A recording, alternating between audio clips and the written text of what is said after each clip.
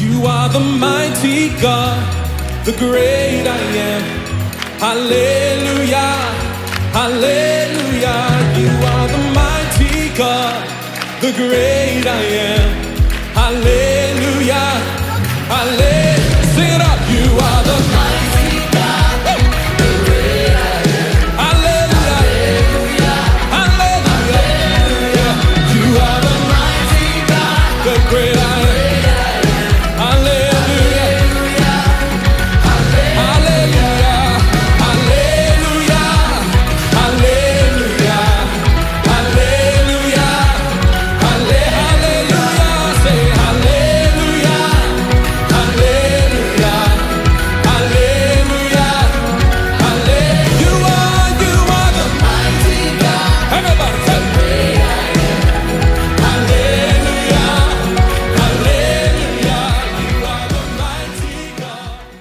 Salam, kita ketemu lagi di dalam MBS ke-11. Saya percaya saudara sudah dapat melihat bahwa kita dalam pertumbuhan anak Tuhan itu ada penghalang. Nah, sebelum kita lanjut, kita doa dulu ya.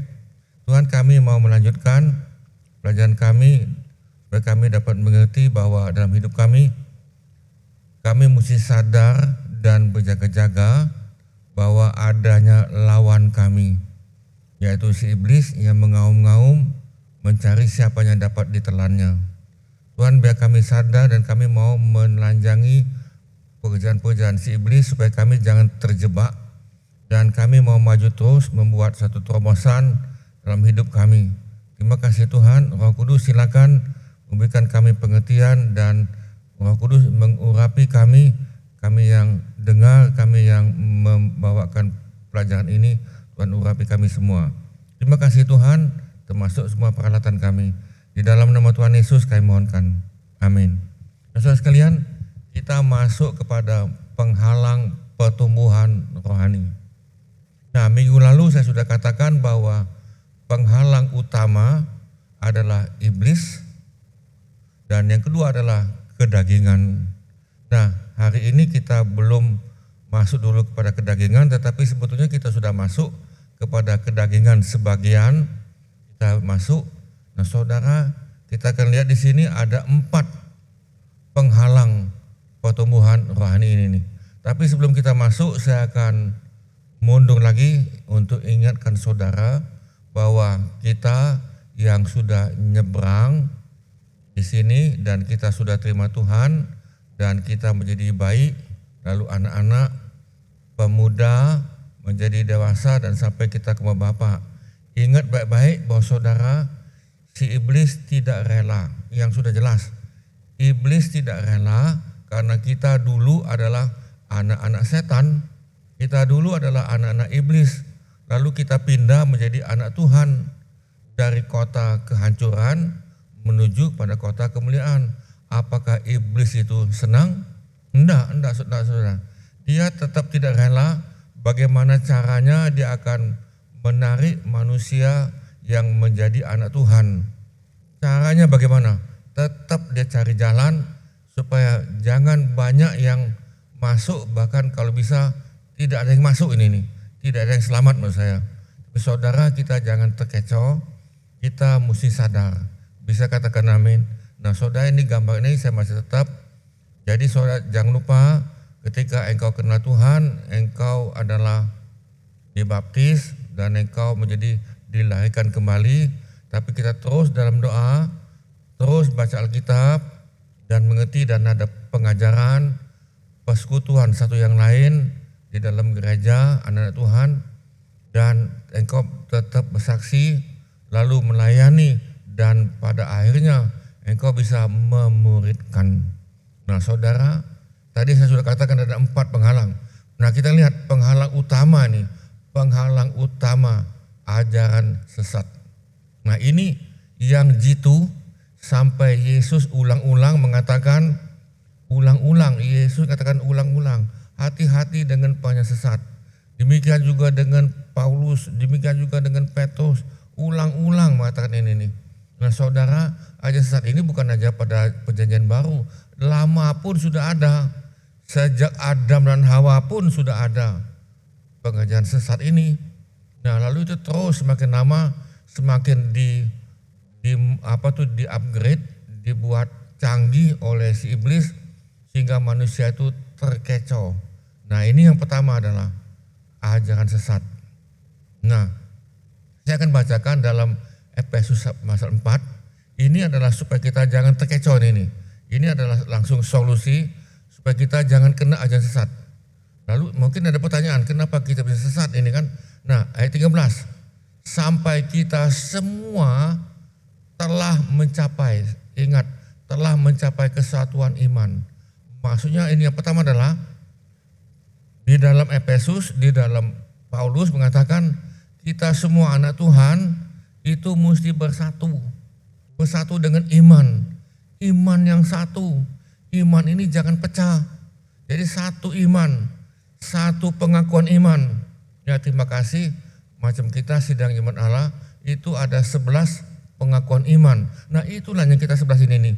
Ya kan kita tidak mau yang ambil yang lain, kesatuan iman ini yang pertama. Yang kedua, saudara dan saya mesti mempunyai pengetahuan, mempunyai knowledge yang benar. Pengetahuan yang benar tentang siapa? Anak Allah. Saudara, kita mesti mengetahui tentang pengetahuan yang benar tentang Yesus.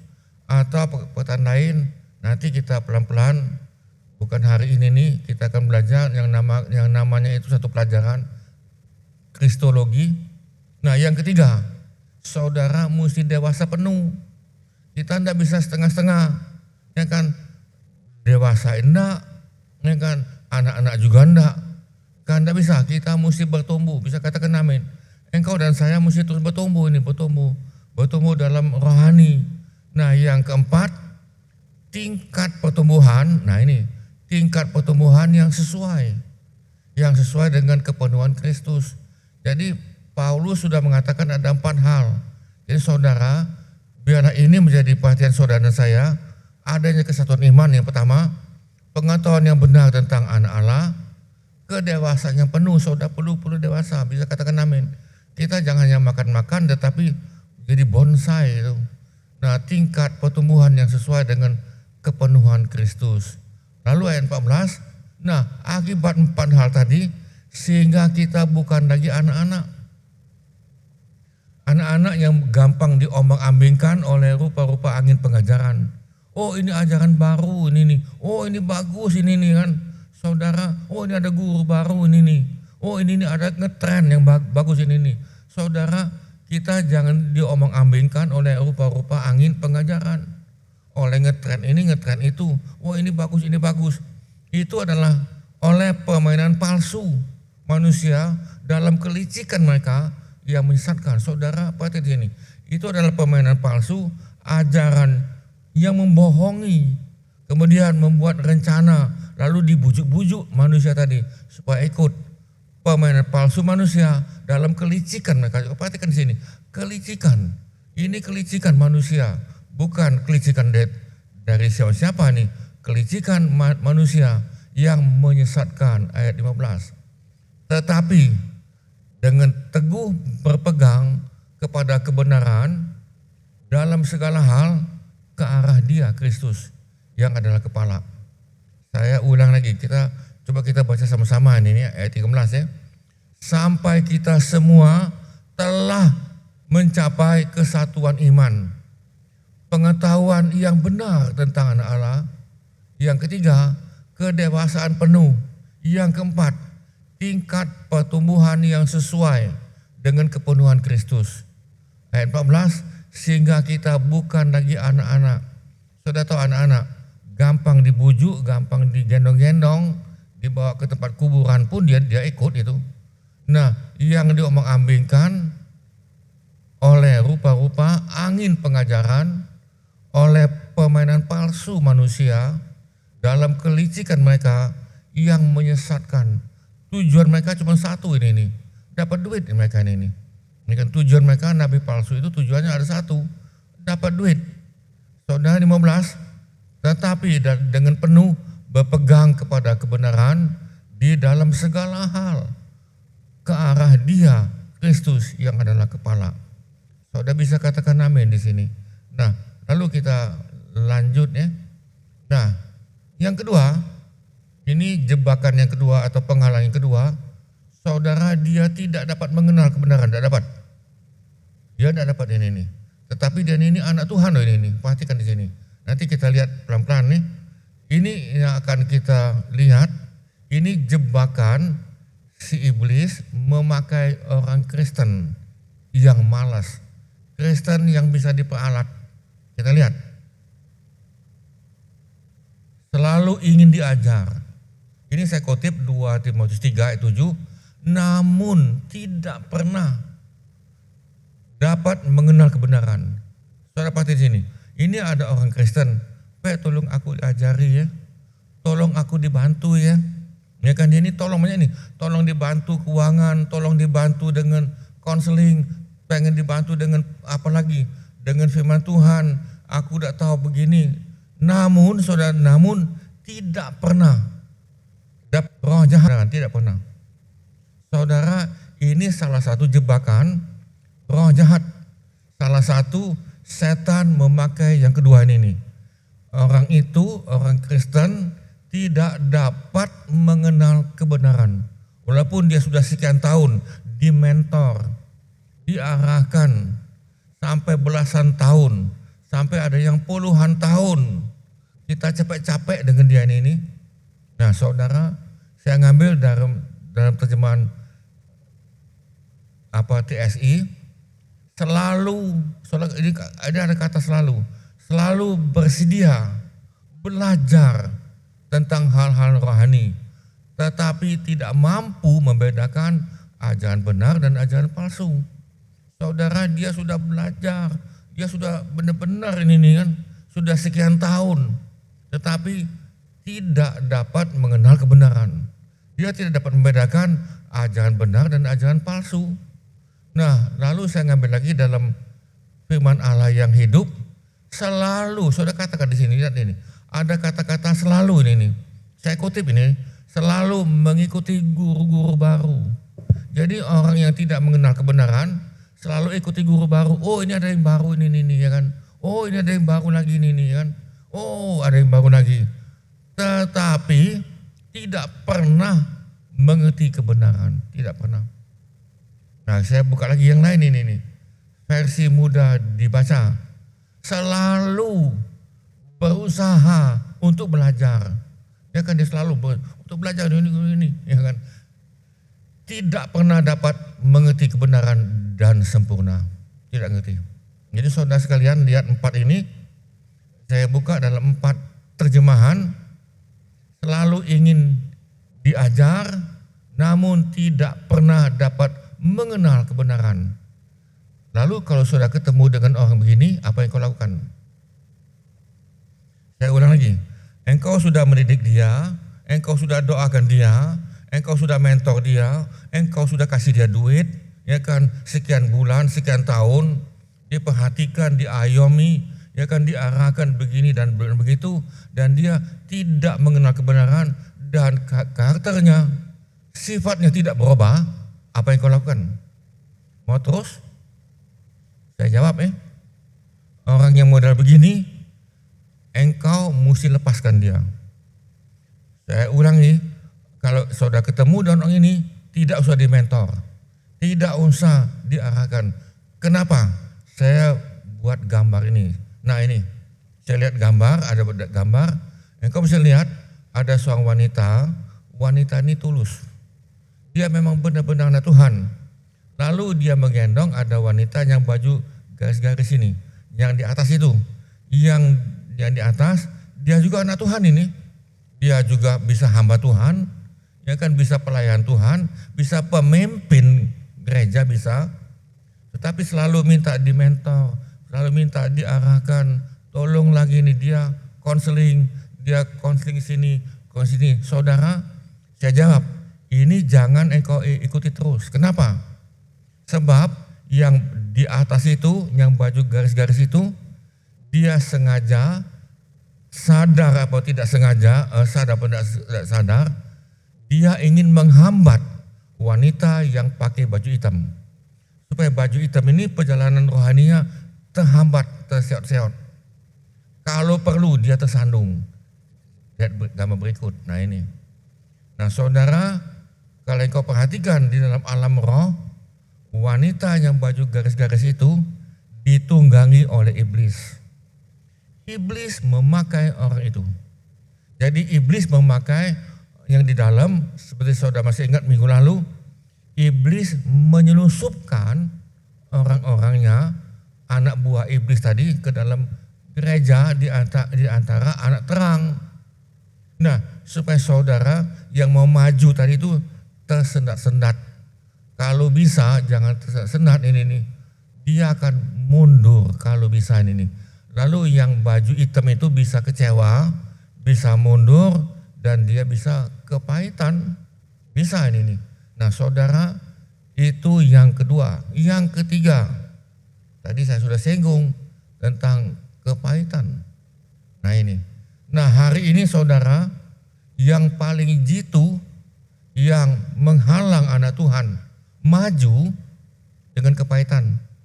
Saudara, saya sudah melihat banyak ini, terlalu banyak orang Kristen sudah lama ini. Dia bisa melayani, dia bisa konseling, dia bisa khotbah, ya kan, entah itu pendeta atau bukan, bisa memberikan pencerahan ini, bagus sekali ini, ya kan. Tetapi begitu dia kepahitan, begitu dia tersinggung, begitu dia kecewa, nah sudah ini berlanjut terus ini, dari abad ke abad ini, ya kan. Tidak ada pengampunan. Kenapa? Karena dia lupa dasar bahwa dia sudah diampuni. Nah, jangan-jangan dia nih dosanya belum diampuni, maka saudara dia hidup dalam kepahitan. Nah, saudara, zaman-zaman akhir ujung zaman ini, iblis bekerja 2 kali ganda. Iblis tahu waktunya sudah dekat. Dia sudah tahu waktu iblis sudah dekat, bahwa dia akan dimasukkan, diikat selama 1000 tahun. Dia tahu. Bukannya Maha tahu, bukan. Karena waktu kita ngomong, waktu firman Tuhan disampaikan, rencana Tuhan yang lain, iblis dengar. Nah saudara, ini kepahitan melanda di seluruh muka bumi. Nah, kita baca di sini. Nama bintang itu ialah Absinthus.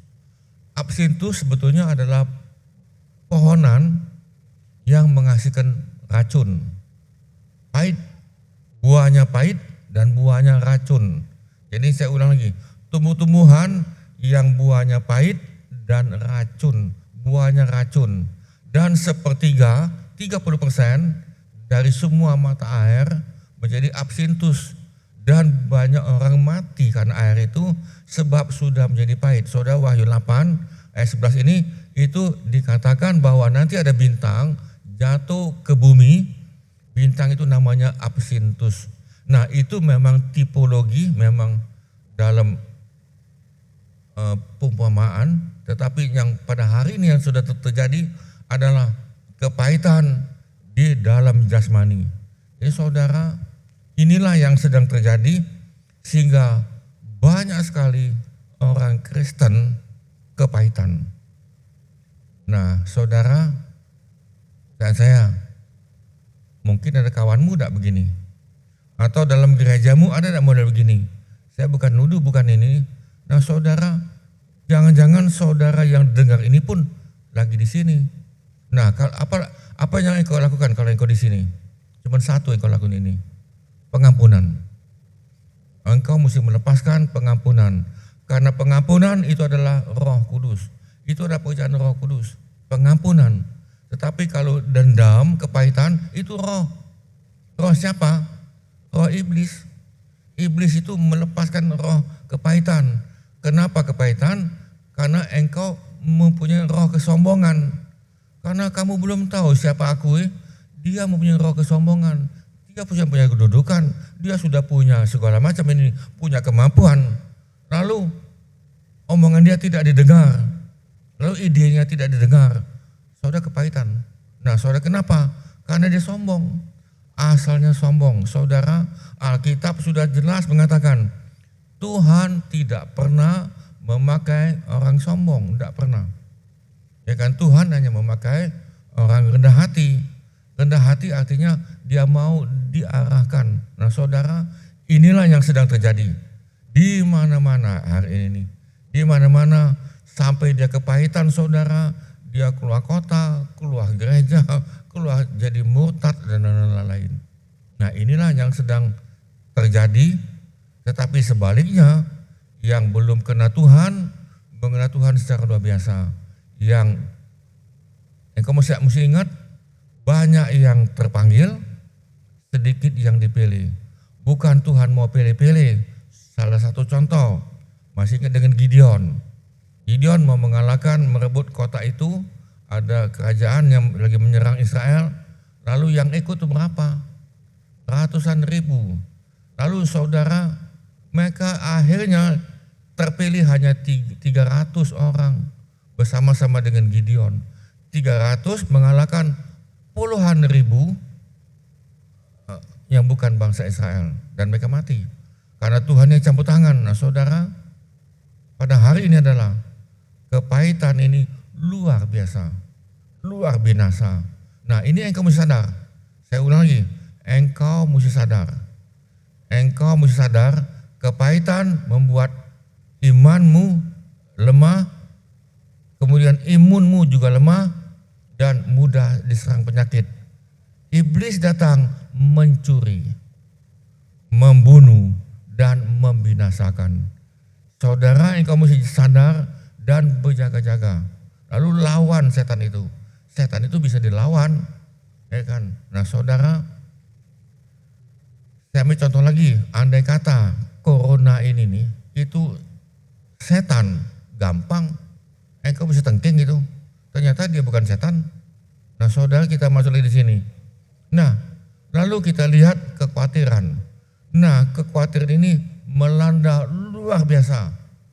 Ini 4 pembunuh jitu. Yang pertama tadi saudara bisa lihat ada ajaran sesat tadi kan. Nah, ini saya masukkan yang keempat. Ini yang terjadi kepada semua orang Kristen. Contoh, hari ini nih ada krisis ekonomi. Khawatir apa enggak? Apanya aku mesti makan? Apanya aku mesti minum? Saudara, sampai Yesus ngomong, lihat di udara itu.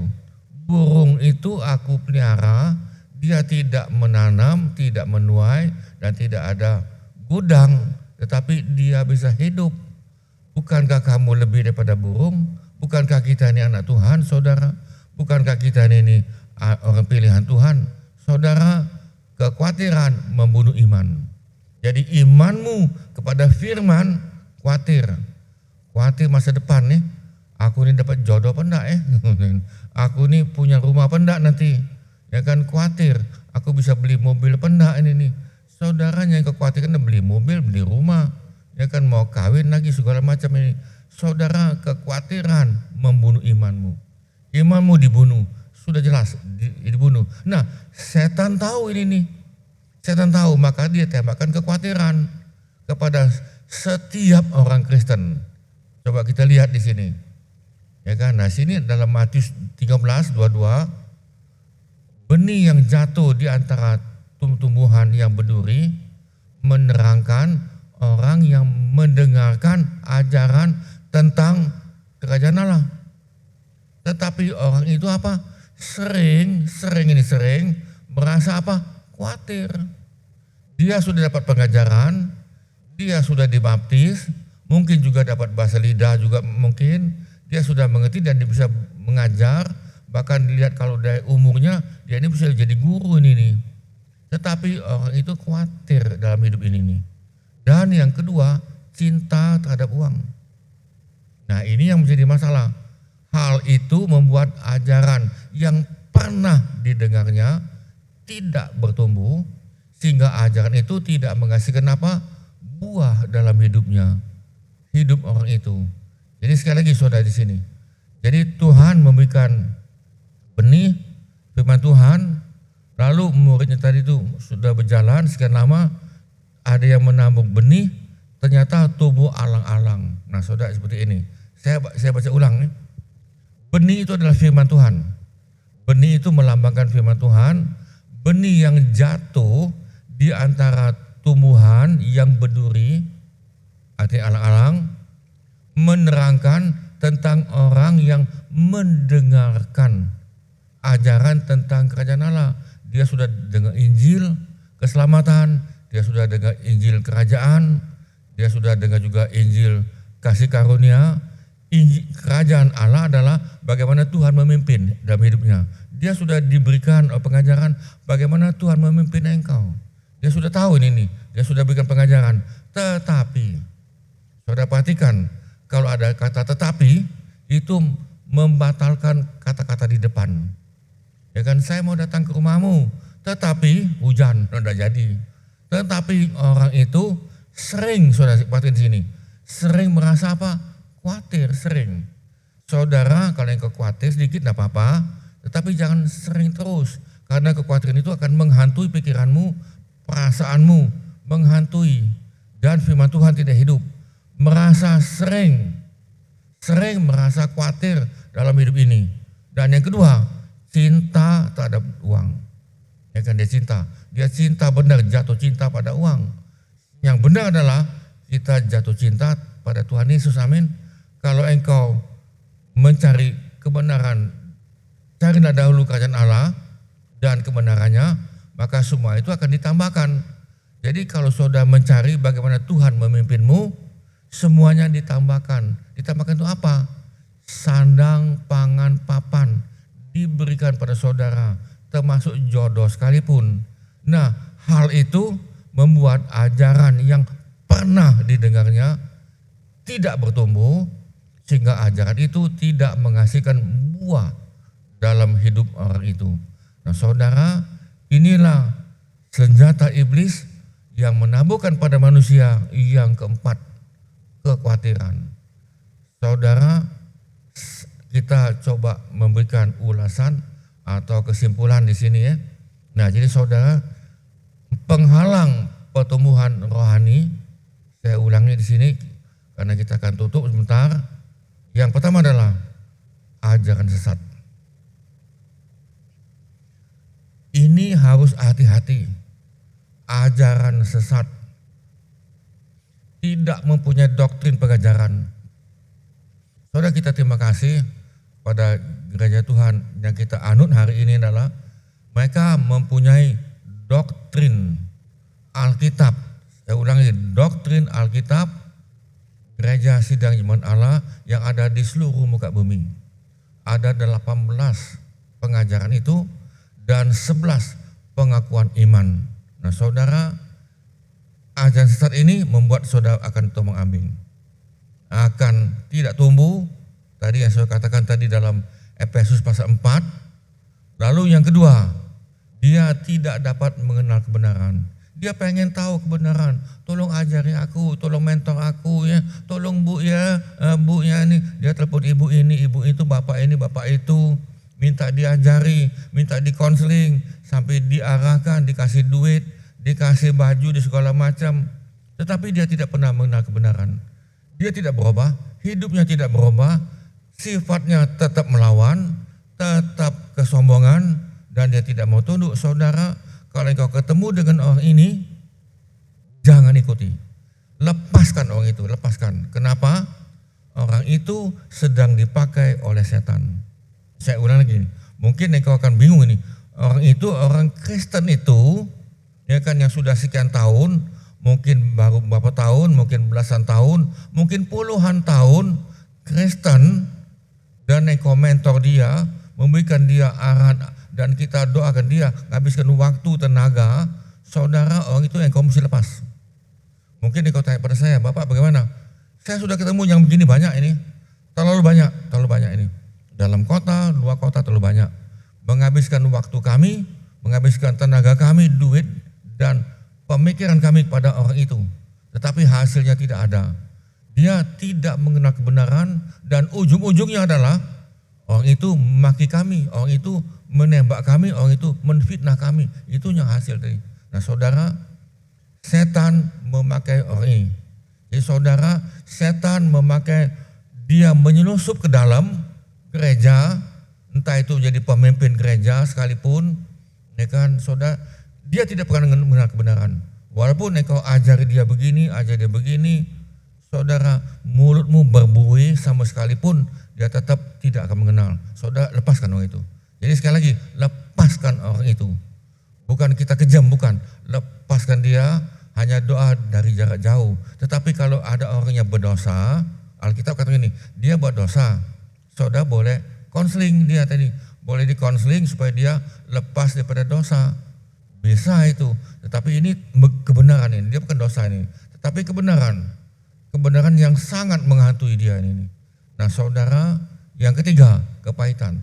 Nah ini kepahitan gampang, bisa dikonseling. Kalau engkau bisa konseling dia, tetapi ada orang sudah yang nomor dua ini, tidak mengenal kebenaran, ditambah lagi dengan kepahitan. Nah cocok, ini cocok ini.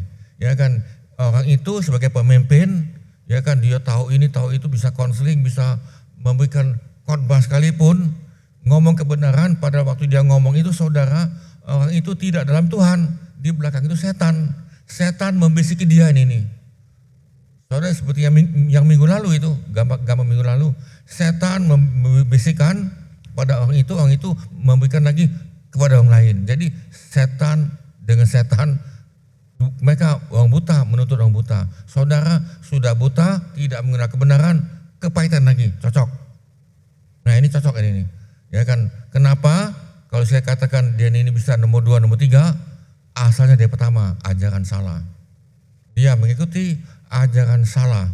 Di sini gerejanya bisa benar, saya ulang lagi, gereja itu bisa benar, tetapi proses ikut Tuhan salah. Proses ikut Tuhan itu keliru, sehingga yang terjadi, pemimpin tidak dapat mengenal kebenaran. Pemimpin yang hidupnya kepahitan melulu, entah tersinggung, entah nanti hilang, nanti kepahitan lagi, hilang lagi, saudara. Nah ini nih menghambat engkau dan menghambat orang itu lagi. Jadi dua-dua ini, engkau pun terhambat dan orang itu terhambat. Saudara, kalau kepahitan masih mendingan, saya kata tadi, engkau bisa mengadakan kesembuhan batin. Biasanya orang kepahitan, dia kecewa berat dengan ayah kandung, entah itu pemuda, entah itu pemudi. Karena dia kepahitan dengan ayah kandung, dia kepahitan. Tetapi kalau dia kepahitan dengan mamanya, dengan ibunya, dia tidak bisa akor dengan istrinya kalau laki-laki. Kalau perempuan, dia kepahitan dengan ibunya, maka dia perempuan dengan perempuan tidak akor itu. Kemanapun dia pergi tidak akor. Tetapi kalau kepahitan dengan papa, dia akan kepahitan nomor 1 ini. Dia akan kepahitan dengan gembala sidang. Kepahitan, sudah pasti. Jadi dia akan kepahitan dengan gembala sidang di sini, pindah lagi ke sini, Gereja B. Buka lagi, kalau perlu buka baru lagi di sini. Nanti kepahitan lagi dengan gembala sidang. Lalu pindah lagi, saudara. Akhirnya pindah kemana? Ya sudahlah, ikut Lucifer, sudahlah. Ya kan? Karena dia juga tidak selamat. Jadi saran saya adalah ikuti Lucifer, karena dia tidak selamat pada awalnya dan dia tidak mau selamat. Yang keempat, nah saudara kita lihat ini. Yang ketiga, yang keempat adalah kekhawatiran. Firman Tuhan sudah diajari, dia sudah mengenal kebenaran, dia bisa khotbah malahan. Saya ambil kesaksian ini. Sebetulnya nomor 4 ini ada pada saya. Nah, dulu ini nih, saya mencontoh. Sudah lama ini sudah lama. Saya khotbah ini. Saya khotbah ini pada hari Minggu. Saya khotbah tentang khawatir. Kamu jangan khawatir ya. Begini-begini, saya putar ayat ini, putar ayat ini, putar ayat ini nih kan. Dan saya merasa saya tidak khawatir. Maka itu saya khotbahkan itu. Ya kan, karena saya tidak khawatir. Tapi kalau saya khawatir, saya khotbahkan, itu kan namanya munafik. Saya merasa saya tidak khawatir. Ini pengalaman ini. Sudah saya khotbahkan itu, kemudian sudah. Pas hari Senin, kami kedatangan tamu. Ada 4 orang. 1 itu nabi. Nabi itu dari Amerika. 1 lagi itu nabi dari Malaysia. Dibawa oleh kawan saya yang 1 ini. Kawan saya ini adalah dia mempunyai sekolah yang ada di Surabaya. Jadi kami adalah sepertinya Minta dimentor, saya diminta dimentor oleh kawan saya tadi yang di Surabaya, lalu dia bawa satunya ke 4, kepala sekolah, 4 ini, ya kan, 4 ini. Nah jadi 4 ini mereka datang ke sini hari Senin, dan dia ke Palembang bukan sehari 2 hari, kalau saya tidak salah beberapa hari kemudian baru dia pulang. Jadi dia datang ke sini adalah dia sengaja bawa 2 nabi ini adalah untuk mengetahui apakah buka sekolah di sini benar di hadapan Tuhan. Apakah Tuhan menghendaki buka sekolah, dan mereka pengen tahu lagi apakah buka gereja di sini itu adalah rencana Tuhan. Karena Tuhan untuk buka gereja ini. Dia tidak ngomong itu, dia tidak ngomong pertama kali. Sudah, lalu saya berjalan sama dia, kita ngobrol sini, ngobrol situ, ketemu sama si A, si B, sama pemimpin gereja, ketemu sama yang aktivis sekolah, kepala sekolah, sama yang guru lagi, semuanya kami ngomong di situ. Nah, sudah begitu saudara, kami siang makan sama-sama. Saya masih ingat itu. Kami makan siang di rumah di restoran jemaat. Karena di situ ada kue tiaw Medan, saya senang. Lalu ada lagi yang lain. Saya ajak ke situ, yuk kita makan. Saudara, 2 nabi ini ngomong apa ini? Pak, kami berdua ini sudah berjanji. Selama kami di Palembang, kami hanya survei, hanya doa sama Tuhan, kami tidak melayani, tidak akan ngomong apa-apa, tidak ngomong. Kami tidak mau ngomong tentang Bapak, tentang gereja, tentang sekolah, kami tidak mau ngomong itu. Karena tujuan kami bukan ngomong itu. Tujuan kami adalah untuk survei, lihat suasana roh di kota ini. Bagaimana suasana roh kota ini, jangan lain. Itulah mereka jalan-jalan dengan saya tuh. Kami pakai mobil. Saudara tahu waktu makan, ini saya lagi makan loh ini nih. Ya kan lagi makan. Satu nabi itu yang dari Amerika, Pak, saya mesti ngomong dengan terus terang ya. Bapak itu ada khawatir di sini. Bapak ada khawatir, dia tuding saya ini. Bapak ada khawatir. Saya bilang enggak. Ya kan enggak. Saya enggak khawatir. Kemarin hari Minggu saya khotbah loh ini tentang khawatir. Tidak perlu khawatir, bahkan ada lagu, jangan kamu khawatir itu kan nih, lagu itu kan. Ya kan enggak, sebenarnya tidak khawatir ini. Apa itu ngomong lagi gini, dan dia lanjut ini. Bapak khawatir tentang anak Bapak. Saya tidak ngomong kepada dia, anak saya tidak ngomong, saya tidak ngomong itu. Anak saya ada di mana, dia lakukan apa, saya tidak ngomong. Tapi dia ngomong ini nih, Bapak khawatir dengan anak Bapak. Anak Bapak itu, ya kan, khawatir kalau dia ini tidak makan, bagaimana masa depan dia. Saya bilang enggak, saya sudah tahu enggak. Lalu yang nabi dari Malaysia ini ngomong lagi pada saya itu. Kami berdua ini sebetulnya tidak mau ngomong ini. Tetapi saya pun mendapatkan yang sama seperti Bapak ini. Dia ngomong pada saya, Bapak itu khawatir. Ya kan, khawatir tentang apa? Saya bilang, tentang apa tadi? Kedua-duanya ngomong dengan sama itu. Bapak khawatir tentang anak Bapak. Terus dia ngomong sini, Bapak tidak usah khawatir. Bapak tahu enggak? Anak Bapak itu, aku lihat ini nih, dan peliharaan kami, tangan Tuhan gini nah ini. Anak Bapak ada di sini, ada di tangan Tuhan. Ya kan, ada di sini, ya kan. Ngapa Bapak mau khawatir? Ya kan, khawatir tentang, enggak, kebetulan pada waktu itu anak kami itu kuliah di Malaysia, kuliah. Dan kuliah itu saya enggak ada duit. Ini kan bukan kayak kawannya sekali kirim itu untuk setahun itu sekian puluh ribu, 25.000 ringgit. Saya kirim cuman sekian pas-pasan itu.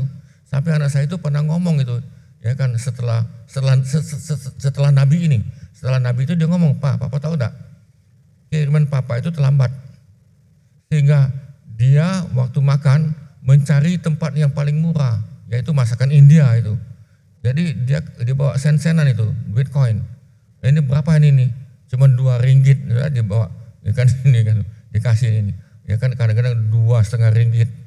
Dia makan waktu malam, jam 9 malam.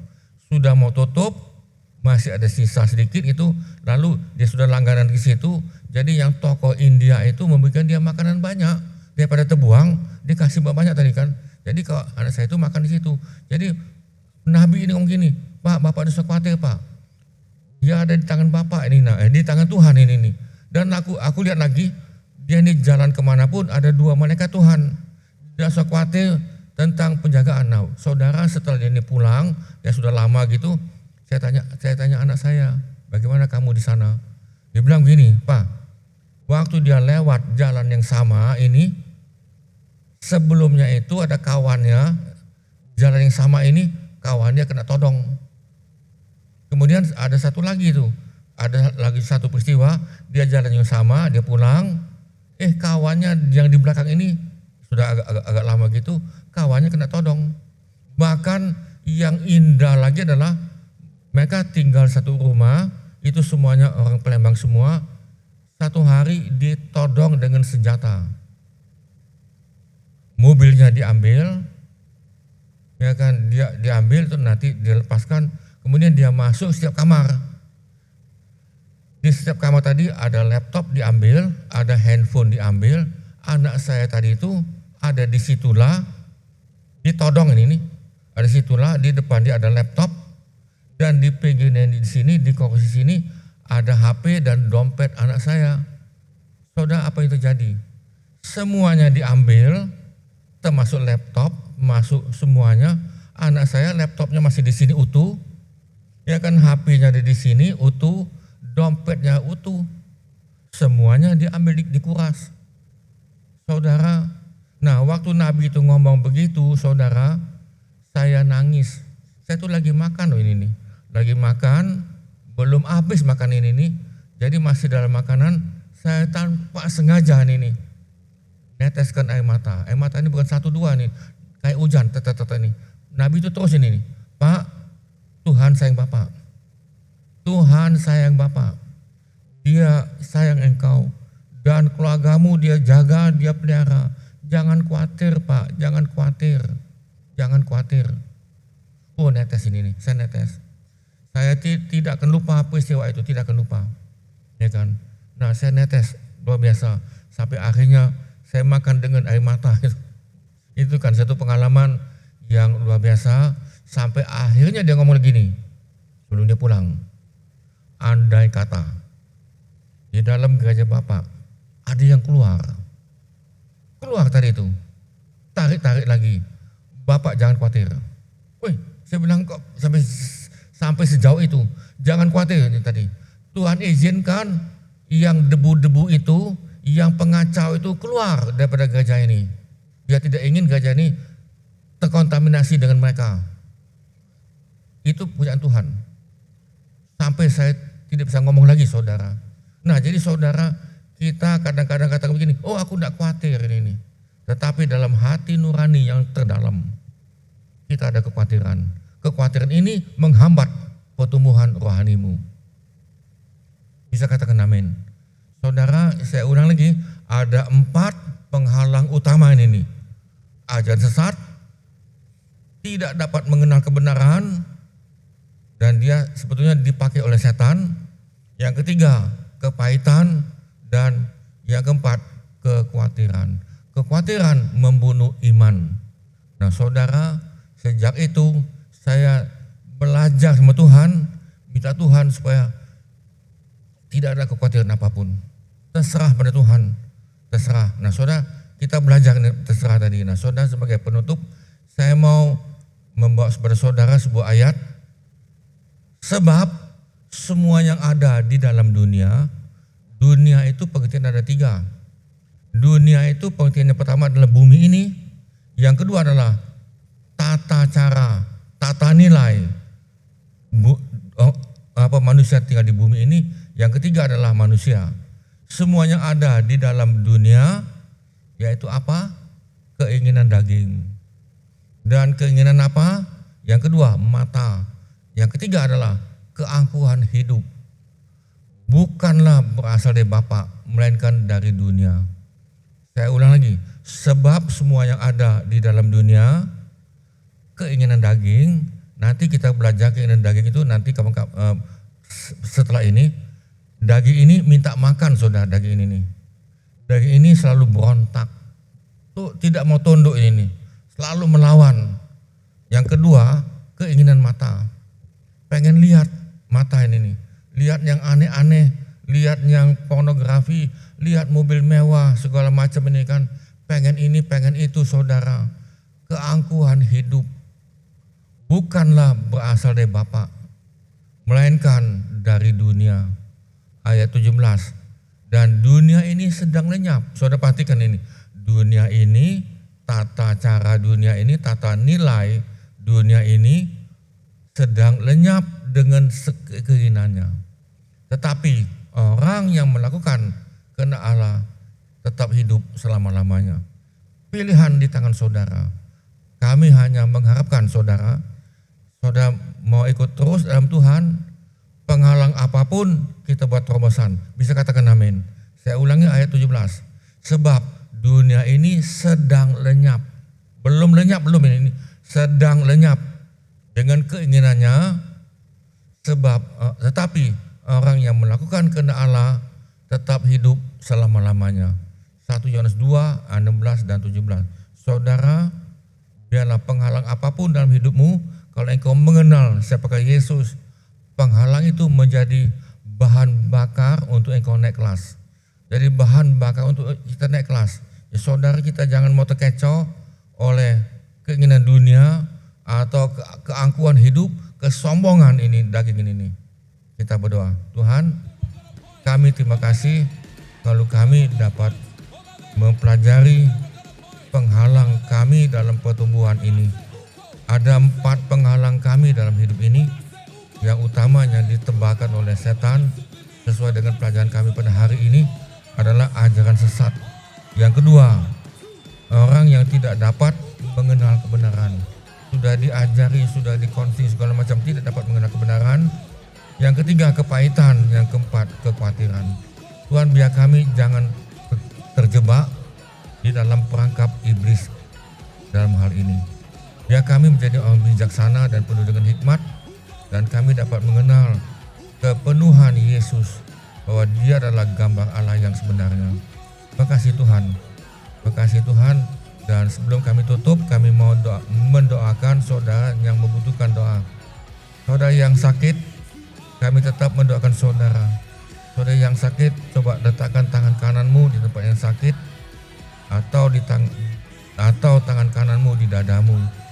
Tuhan, hamba-Mu berdoa supaya kami yang meletakkan tangan kami yang tempat yang sakit, atau kami yang mempunyai masalah yang minta bantuan doa, hamba-Mu berdoa supaya kami yang sakit, kami lepaskan kesembuhan. Kami bicara kesembuhan, kami bicara kehidupan, kami lepaskan kesembuhan di dalam nama Tuhan Yesus. Di dalam nama Tuhan Yesus kami lepaskan kesembuhan.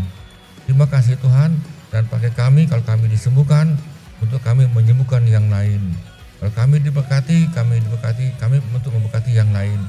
Dan kami tetap berdoa untuk negara kami yang kami cintai, yaitu Indonesia. Tuhan berkati tutupan darah Yesus dari ujung ke ujung, dari Sabang sampai ke Merauke semuanya. Kami tutupan darah Yesus untuk pemerintahan kami dari atas sampai ke bawah. Kami berkati, kami minta Tuhan berkati, Tuhan campur tangan.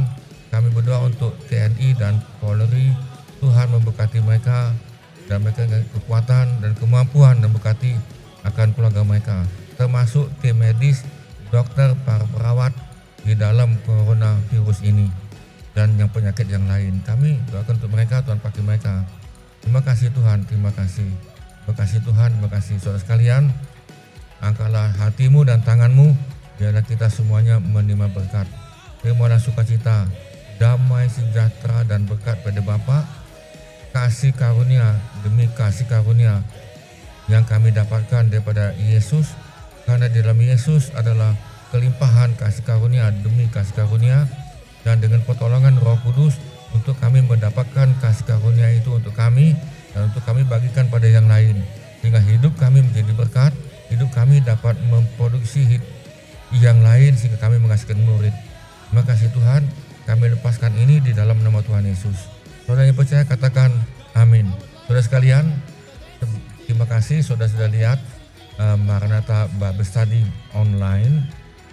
Kalau saudara mau hubungi kami, nanti sebentar ada tayangan, saudara bisa hubungi kami. Saudara kalau ada permintaan doa, permohonan doa, saudara bisa hubungi kami. Kau bisa lihat di dalam Stay Connect, ya, karena saudara bisa lihat, kau bisa hubungi kami kalau ada permintaan doa atau mau konseling atau hal-hal yang lain. saudara ingin kami hubungi, saudara bisa hubungi dengan kami. Nah, saudara sekalian, terima kasih. Sampai ketemu lagi hari Minggu.